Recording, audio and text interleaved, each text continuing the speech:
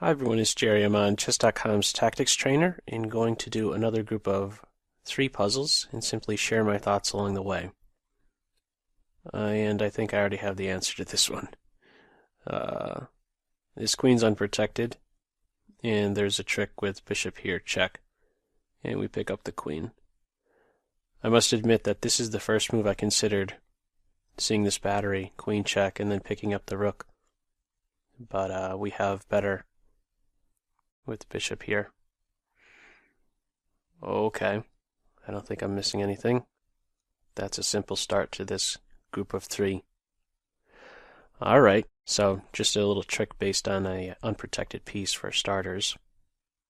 Team black in this one. Okay, this is a sensitive square. G2, 1 attacker, 1 defender. So is B2, 1 attacker, 1 defender.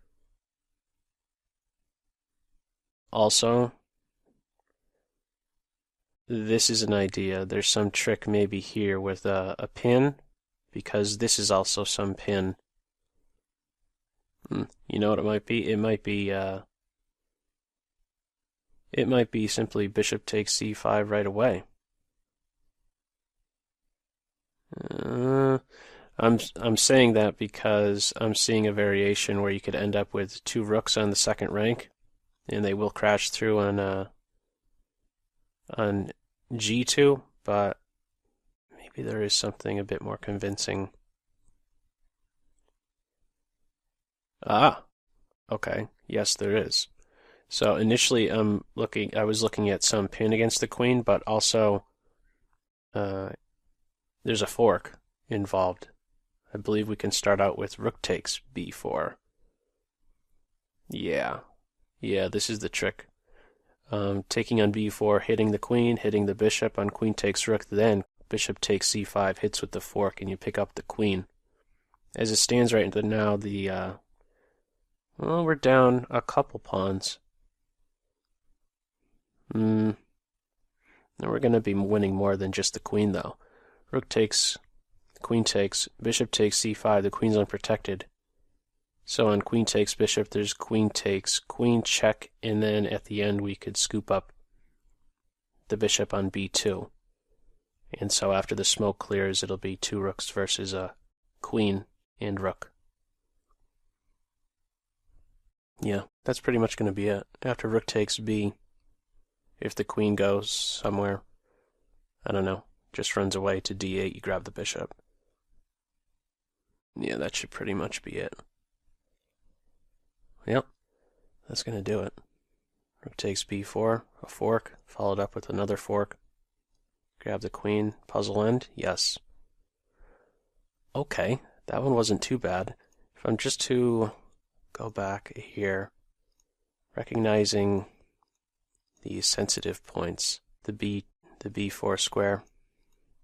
Yeah, if I'm just to recognize the sensitive points in this puzzle, immediately I was drawn here, 1 attacker, 1 defender, 1 attacker, 1 defender. Even b4 I could identify as unprotected, 1 attacker, 1 defender. And there's that could kind of point you in the correct direction, looking at these forceful moves. Removing the defender of c5. This is also what we might identify as something that's unprotected. I know it has pawn support, but just looking at it as two defenders, 2 attackers, these are all sensitive points, c5, b4, b2, g2. Okay, let's try one last one. These first 2 were not too bad. Let's see what the last one is going to give us here. Okay, well, my first thought is there some back rank trick? Black does not yet have a flight square. I see our knight is under fire.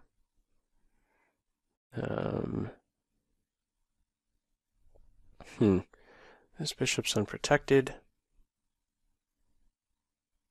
If we take the bishop, rook takes, bishop takes, rook takes knight, we're not going anywhere. We could double rooks and threaten a mate in 2, but suppose black simply makes a flight square. Now what?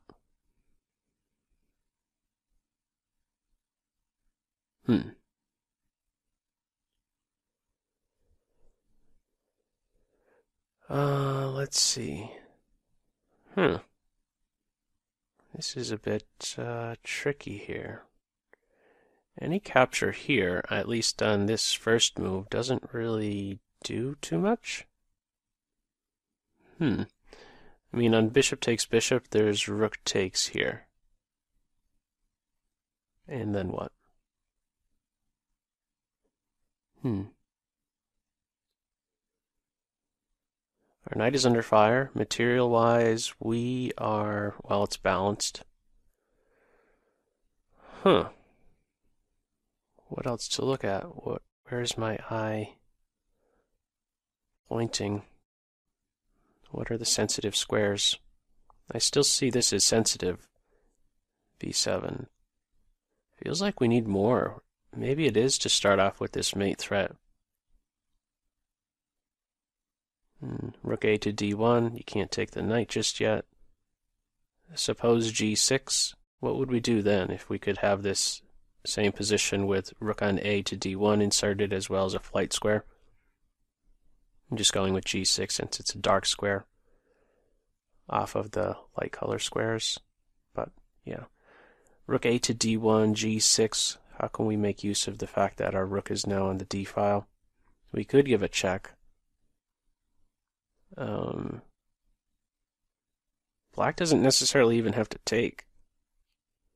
The bishop is supporting the rook on b8. Would it be some knight move?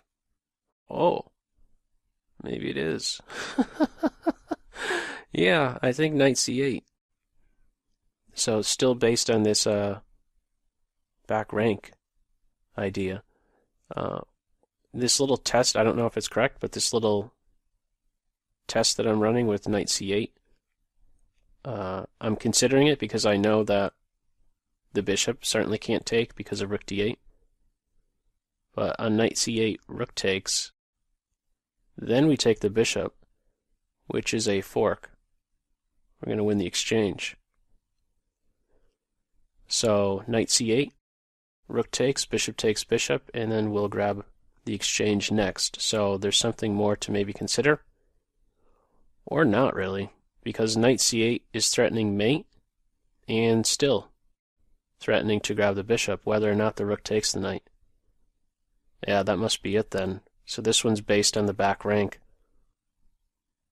This isn't. This is too slow. Rook a to d1. Most direct is to interfere with the rook's defense of the back rank here. That is correct.